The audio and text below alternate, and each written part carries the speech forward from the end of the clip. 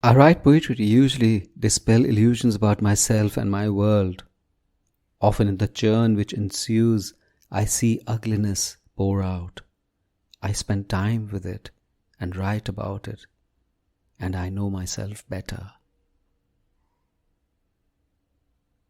This is Sunil Bhandari, and you are listening to Uncut Poetry. One quiet woman is much like another. I still remember the evenings he came drunk and hit mother. She would come to my room. I would wash where she was bloodied. I would tell her to leave him, and she'd hold me quietly as if to nurse my wounds. Today, I see my wife work in the kitchen. She'd found my diary the other night and asked me about the woman I wrote of and whether I loved her. She'd then gone to our son's room, and I could hear them cry together. I heard him say, "Leave the bastard." Even I could feel the sting as she slapped him. Next morning she was there with my cup of tea as she asked, "What would you like for your tiffin today?"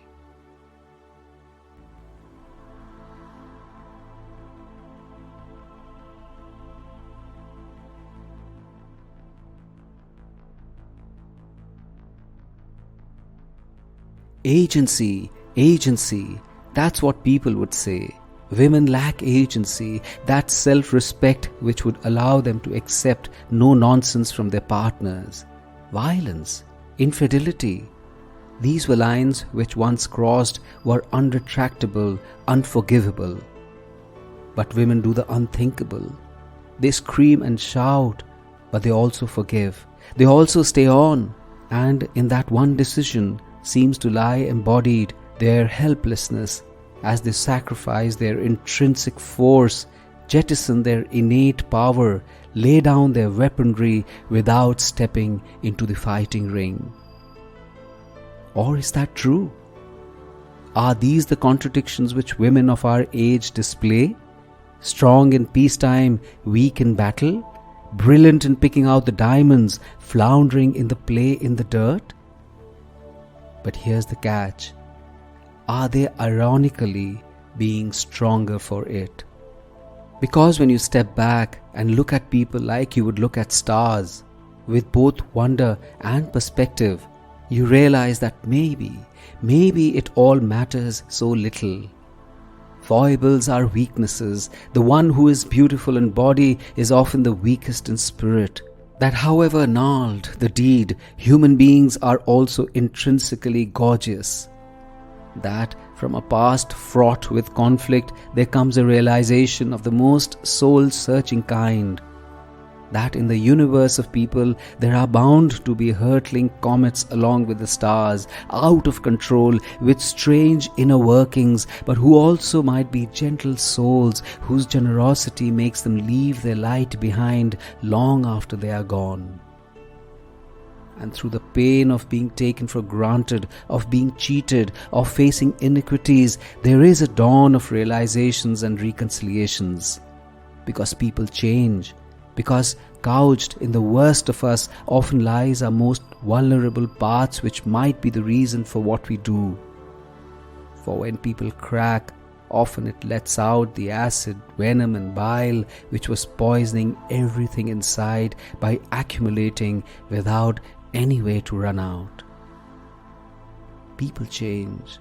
There are multiple dawns inside them and reincarnations.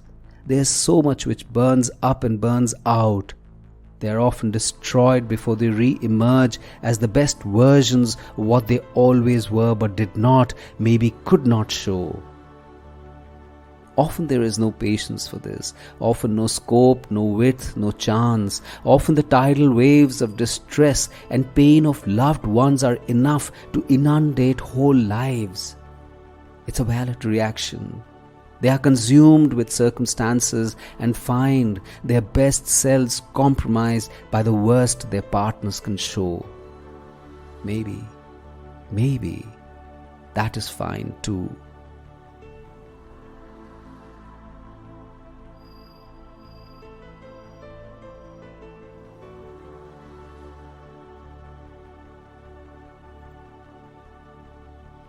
This is Sunil Bhandari, and you are listening to Uncut Poetry. If you enjoyed this poem, rate it on Spotify or leave a comment on Apple Podcast. And I have a lovely newsletter called The Uncuts, which is like a Sunday dollop of warmth and fun and beauty. Subscribe to it. The link is in the show notes. And if you loved this episode, please do share it with someone you love. See you next week.